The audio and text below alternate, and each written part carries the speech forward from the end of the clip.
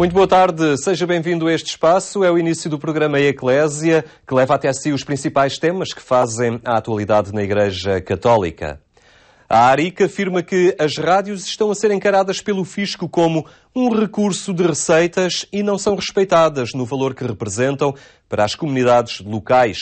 No momento em que a Associação das Rádios de Inspiração Cristã comemora 20 anos de existência, sublinha que o espírito que a anima continua plenamente atual e necessário. As dificuldades dos tempos de crise começam a afetar as rádios locais. O alerta foi deixado na reunião que juntou em Palmela todos os associados da ARIC, a Associação de Rádios de Inspiração Cristã. Os tempos são de mudança, mas uma mudança que traz exigências que devem ser assumidas por todos. Assim o defende o presidente da associação. Nós pagamos à ERC, nós pagamos à ANACOM, nós pagamos impostos diretos e indiretos, nós pagamos pela utilização do nosso alvará e, além disso, ainda temos taxas como a da Sociedade Portuguesa de Autores, porque temos que pagar aos autores. Agora aparecem também uma nova instituição de que temos ouvido falar, mas que ainda não fizeram o favor de se apresentar, que é a Passo Música, que, segundo consta, representarão os músicos e representarão as editoras, e toda a gente quer vir buscar um bolo que não existe, porque 98% dos projetos de rádio em Portugal não são projetos lucrativos, são projetos que trabalham para as suas comunidades, para as suas localidades, e em tempos de crise parece que os outros também decidiram vir cá tentar buscar alguma coisa, mas aquilo que vamos deixando como desafio é, se estão interessados em vir buscar percentagens provenientes dos prejuízos, estamos todos muito contentes, porque esperamos que venham cá pagar também as contas, porque nós ajudamos a promover a cultura portuguesa, nós ajudamos a promover a música portuguesa, e parece que alguém se tem esquecido disso. Quem não esquece os seus princípios e a sua natureza são os que todos os dias põem no ar as emissões locais que encontram, no âmbito da ARIC, a sua própria voz. Nós conhecemos pessoas da mesma área, mas de outras zonas do país, e da discussão nasce a luz, como nós costumamos dizer. Um dá uma ideia, o outro dá outra, e naturalmente que todas elas são bem-vindas para que possamos dar continuidade a um trabalho que é, no fundo, já de alguns anos ou de muitos anos.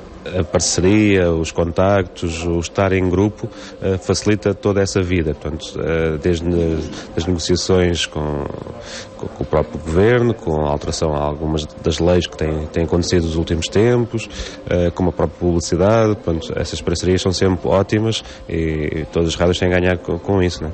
Nos dias de hoje, em que se fala tão pouco e se pensa tão pouco de valores e de quão importantes são os valores cristãos na nossa sociedade, o desafio de todas as rádios é fazer passar isso.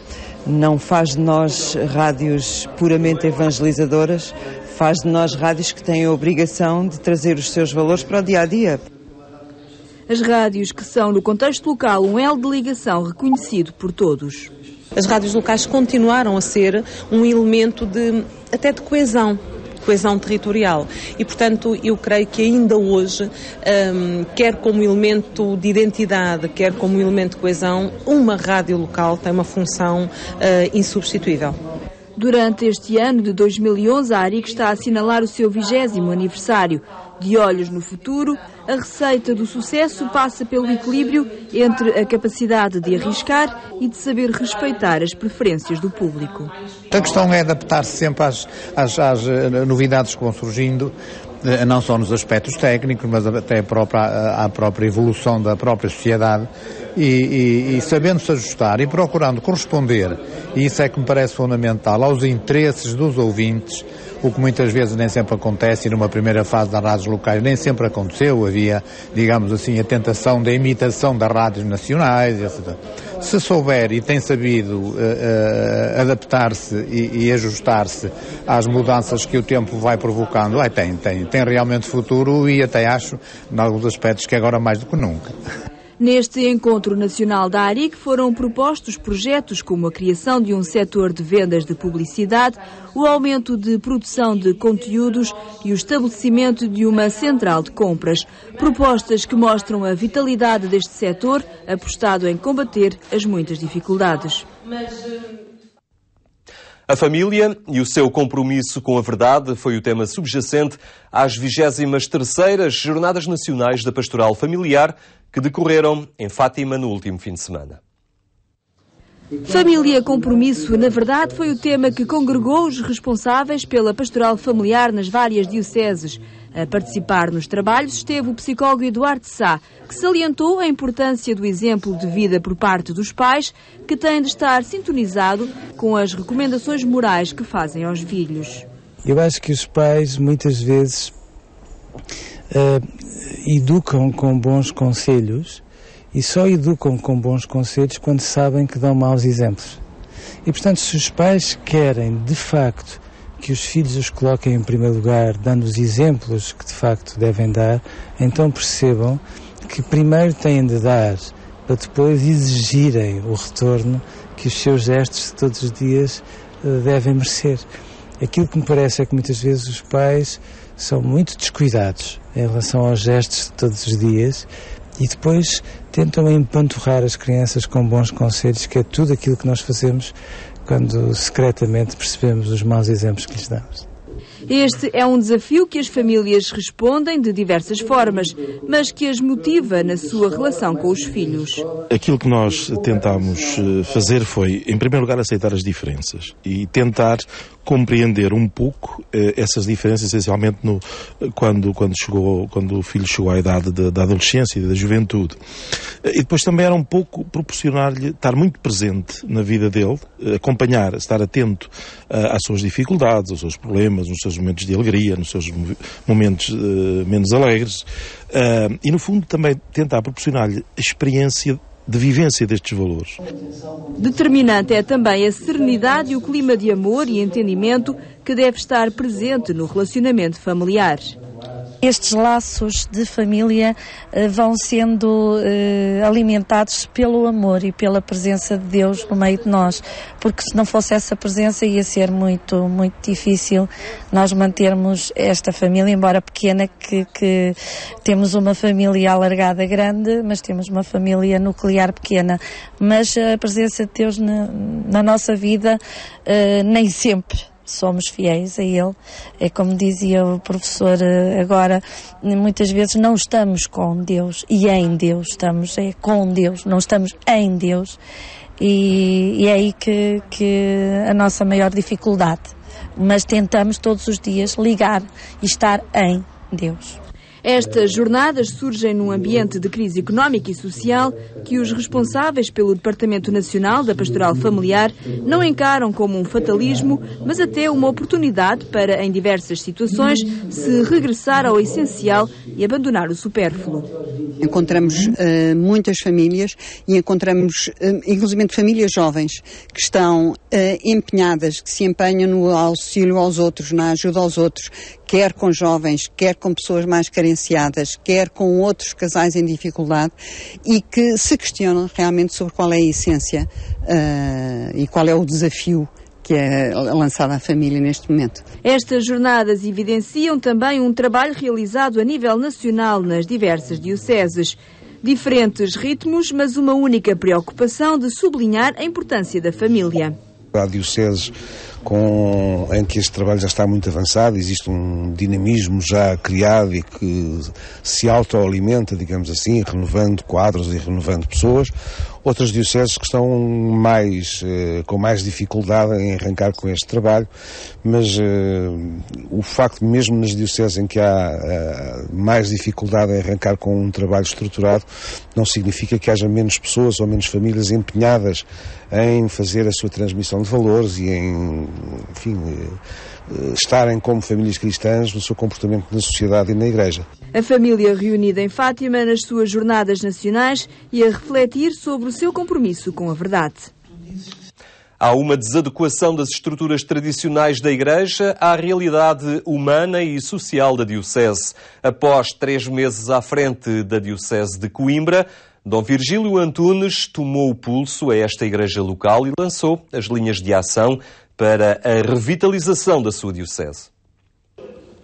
Tomou posse como bispo da Diocese no dia 10 de junho. Em pouco mais de 3 meses, ouviu muita gente e refletiu sobre a realidade social e eclesial desta Diocese. Quis tomar o pulso a esta igreja local. O diagnóstico não é animador. Sem dúvida que uma das grandes dificuldades que sente a Diocese de Coimbra atualmente é da desadequação entre aquilo que são as estruturas tradicionais e organizativas da vida da Igreja, concretamente os arciprestados e as paróquias, com aquilo que é a realidade humana e social da Diocese na atualidade. Dom Virgílio afirma que não basta falar em nova evangelização, é necessário partir para projetos concretos. E foi isso mesmo que transmitiu aos sacerdotes da sua Diocese durante as jornadas pastorais do mês de setembro. Dom Virgílio quer criar um conselho de coordenação pastoral, quer redefinir o organigrama dos órgãos executivos da Diocese, quer criar um conselho pastoral diocesano e estruturar o plano de formação teológica dos laicos. Esse é um dos aspectos nos quais nós pensamos, enfim, pôr as mãos para tentarmos encontrar algumas formas de organização, de estruturação da vida da Igreja, talvez mais adequadas. Mas para Dom Virgílio, isto é apenas uma parte do problema da sua Igreja diocesana. O maior problema da Igreja a nível mundial é o da evangelização. Daquelas pessoas que vêm de uma tradição religiosa e cristã, mas que receberam porventura um primeiro anúncio que não aprofundaram. Destas pessoas que estão nas margens ou a chegar às franjas da Igreja, daqueles que deixaram de ser praticantes, daqueles que absorveram valores da sociedade e da cultura que não são propriamente os valores cristãos. Portanto, há um trabalho muitíssimo vasto a realizar, que nós, naturalmente, temos que fazer com muita humildade, mas também com alguma ousadia. Dom Virgílio conta com cerca de 120 sacerdotes no ativo, com uma média de idades elevada, para 260 paróquias, muitas delas desertificadas. É quinta-feira e também ocasião para olhar o passado do presente, onde Dom Manuel Clemente nos interpela com a vida e o exemplo do beato Pier Giorgio Frassati.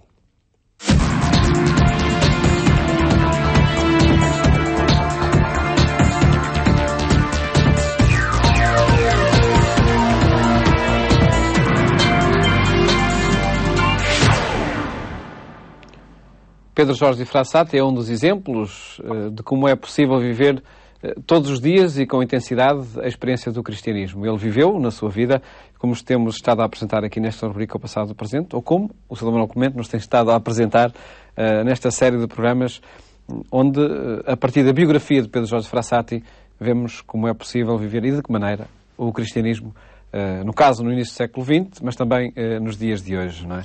Tocou muitos jovens a vida dele?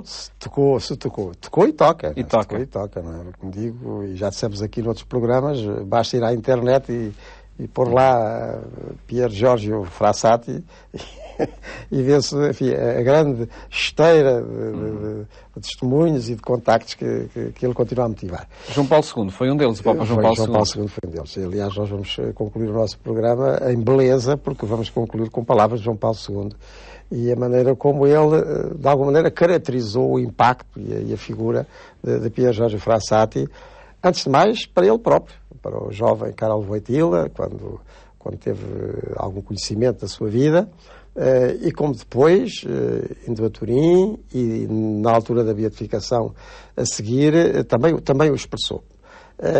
Porque, vamos lá ver, nós podemos dizer que a vida plena é a vida que sobra.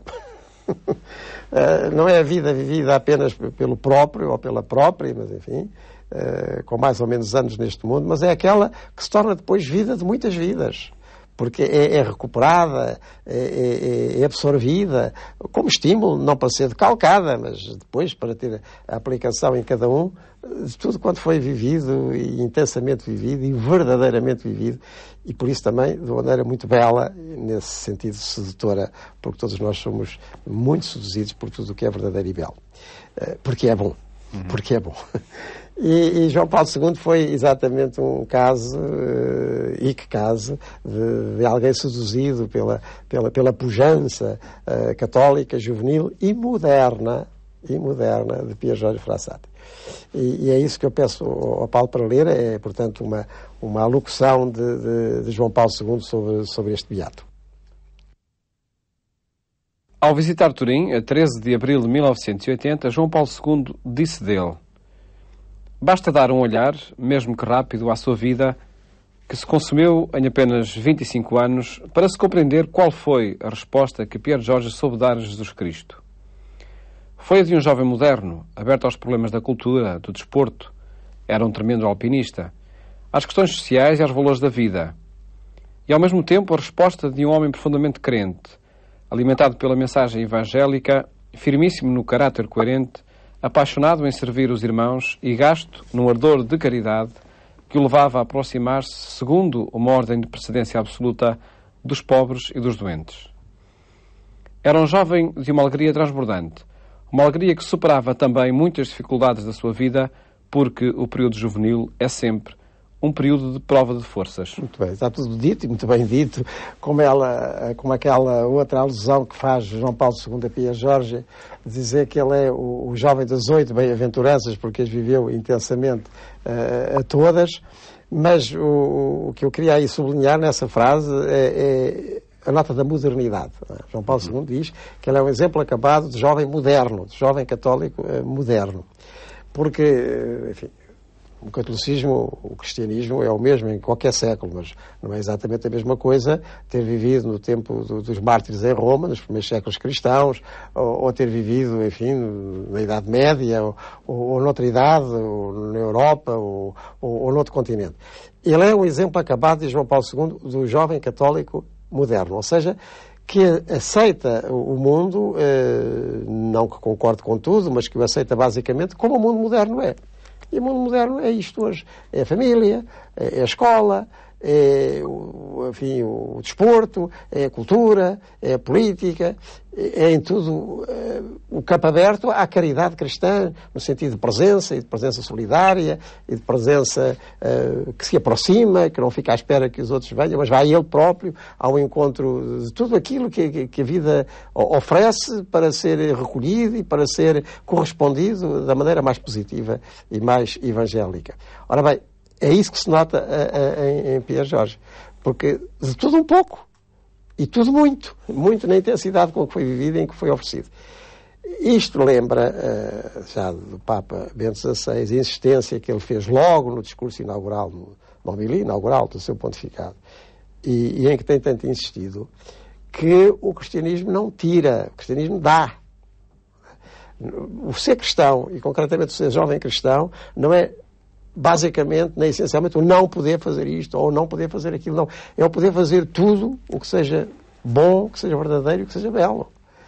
Porque exatamente aí está o autor de todas as coisas, que é Deus, e está a presença daquilo que existe no mundo, que é Cristo. O jovem e a jovem cristã, que vive no Espírito de Jesus Cristo, não trunca o mundo, nem o mundo moderno, daquilo que ele tem de positivo, de criativo, de inovador. Ele está em todas essas frentes, e está nessas frentes da maneira mais expansiva, da maneira mais, isso sim, inovadora e criativa. Não é? Ora bem, se nós queremos alguém que tenha estado, repito, em todas estas frentes, de uma maneira tão sugestiva, Pierre Jorge, esse jovem de todos os tempos, esse jovem das bem-aventuranças, das 8 bem-aventuranças, é um exemplo cabal, é extremamente motivador. E é por isso que, como no cristianismo, e na transmissão do cristianismo, o fundamental é nós contarmos histórias em que a própria história de Jesus Cristo se reproduz e acrescenta. No sentido em que Jesus dizia, eu vou para o Pai e vós fareis estas obras que eu faço e outras maiores, no sentido do alargamento do Evangelho no mundo. Nesse sentido, então, se o cristianismo é isso, a história de Pedro Jorge deve ser contada, como a de muitos outros e outros jovens cristãos que mostram que uma vida plena é a vida dessas tais realidades, da verdade, da bondade e da beleza daquilo que Jesus Cristo traz ao mundo. E Pedro Jorge repito, extremamente cabal, completo, pleno nestas várias significações que a vida pode ter e neste sentido utilíssimo. Porque na pastoral juvenil, na transmissão de Jesus Cristo à juventude, não se avança com recuos. Seria uma contradição absoluta. Avança-se indo lá a essas fronteiras onde a vida verdadeiramente acontece e deve ser acolhida, promovida, acompanhada, planificada. Aí sim, aí é que está o cristianismo cabal e correspondendo à própria frase de Jesus Cristo, eu vim para que tenham vida e a tenham em abundância. No caso de Pedro Jorge, essa abundância é flagrante. Nele e com ele conviviam, por certo. E a forma como o Papa João Paulo II aqui o apresenta é reveladora também de um conhecimento profundo e até experiencial do que foi a vida de Pedro Jorge Frassat. Paulo, e aí juntam-se bem os dois beatos, né? João Paulo II também já foi beatificado, né? E junta-se bem, porque todos nós recordamos que aquela presença plena e motivadora que João Paulo II tinha como Papa, e continua a ter a nossa memória viva, quando ele com 58 anos chega a Roma e começa o seu ministério, também não apareceu por acaso. É porque nós recuamos a esses anos em que Pier Paolo morre e Pier Jorge morre e Karol Wojtyła começa a viver nos anos 20, os anos 30, os anos 40, e nós verificamos que o jovem Wojtyła é também um exemplo acabado de pujança cristã, também quer na piedade, quer no amor aos pobres, quer até no desporto, que ele também praticava lá naquelas montanhas da Polónia, quer no envolvimento juvenil, quer depois no jovem sacerdote que foi também tão cativante para todos. Portanto, estas duas figuras tinham que se encontrar e encontraram-se da melhor maneira. Sr. Manuel Clemente, muito obrigado por ter estado uma vez mais neste programa e por apresentar um passado que muito diz ao presente que vivemos, o que continuaremos a fazer de hoje a 8 dias, nesta rubrica que conta em cada semana com a presença de Dom Manuel Clemente no programa Eclésia.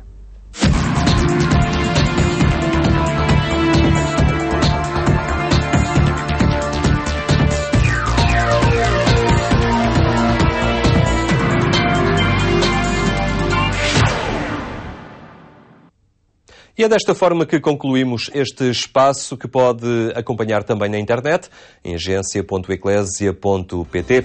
Pela nossa parte, agradecemos a sua atenção, despedimos-nos também com o desejo de que tenha uma boa tarde e até amanhã, se Deus quiser.